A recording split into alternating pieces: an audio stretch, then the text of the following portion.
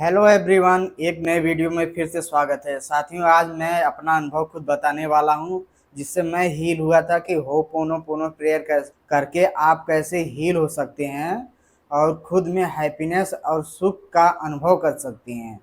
तो बिना देरी किए मैं वीडियो को शुरू करता हूं। उससे पहले साथियों, मैं उन लोगों के लिए प्रेयर करूंगा जो मेरे चैनल को सब्सक्राइब किए हैं और जो लाइक करते हैं, कि वह जल्द से जल्द हील हो जाएं, अपने जीवन में हैप्पीनेस और सुख को महसूस कर सकते हैं।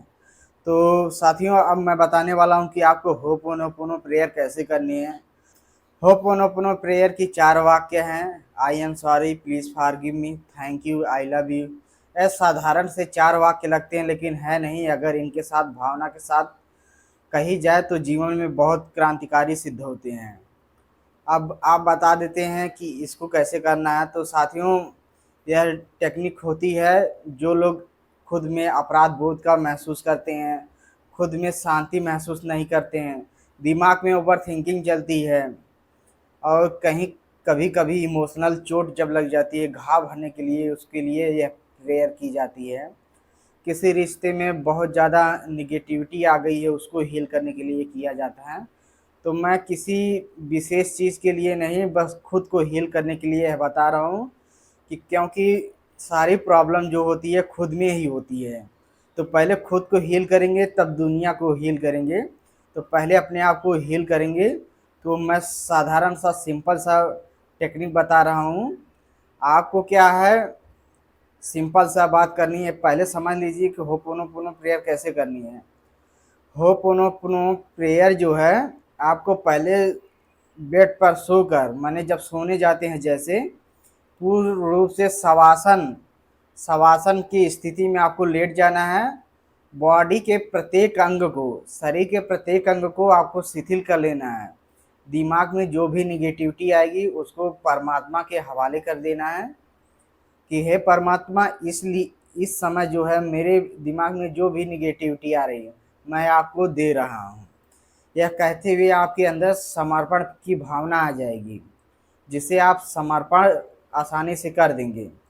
यह बहुत इम्पोर्टेंट है, समर्पण होना। अब आ जाते हैं दूसर का क्या, एक्सेप्टेंस है।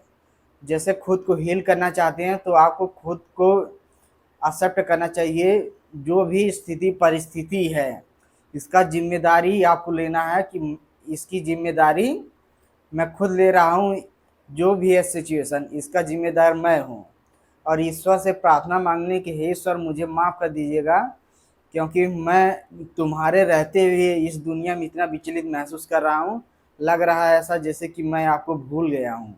तो आपको यह पहले अपने मन में बैठा लेना है, समर्पण की भावना लाना है और खुद को एक्सेप्ट करना कि हाँ, मैं इसका जिम्मेदार हूँ। तब आएगा असली मैजिक। तब उसके लिए परमात्मा को पूर्ण रूप से समर्पण भाव से कहना, आई एम सॉरी, मतलब मुझे क्षमा कर दो, प्लीज़ फॉरगिव मी। माने सच में अपराध बोध का भावना महसूस हो रही है, कृपया करके मुझे क्षमा कर दो। थैंक यू, ग्रेटफुल होना है कि ईश्वर से मुझे क्षमा मिल गई है। फिर उसके बाद आई लव यू कहना है। आई लव यू यानी ईश्वर को प्रेम जताना है। जो कुछ भी है ईश्वर ही है। तब आप समझ गए होंगे कि आपको कैसे करना है। I am sorry, please forgive me, thank you, I love you. अब यह सब कहते हैं कि कितनी बार कहना है। तो इसका कोई टाइम नहीं है कि 1000 बार करना, 2000 बार करना कि 100 बार करना है। आपको जब तक अच्छा फील ना होने लगे तब तक यह करिए। आपको दिन में 3 बार करना है। सुबह करना है, शाम को करना है और दोपहर को करना है। दोपहर को इसलिए करना है, टाइम आप निकाल के आधे घंटे के लिए।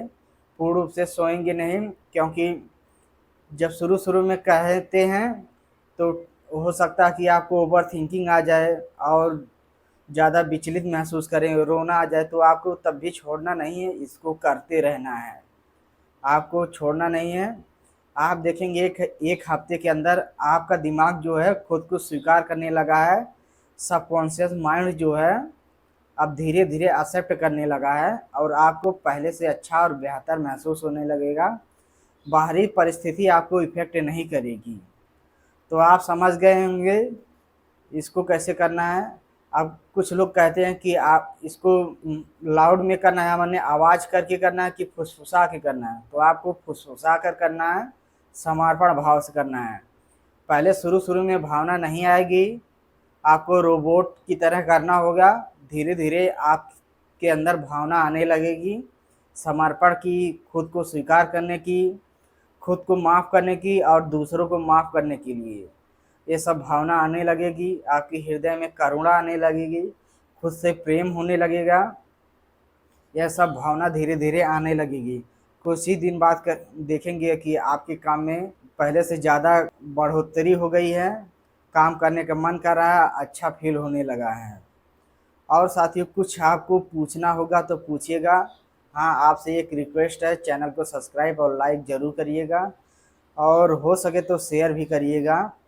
जो भी पूछना रहेगा पूछिएगा।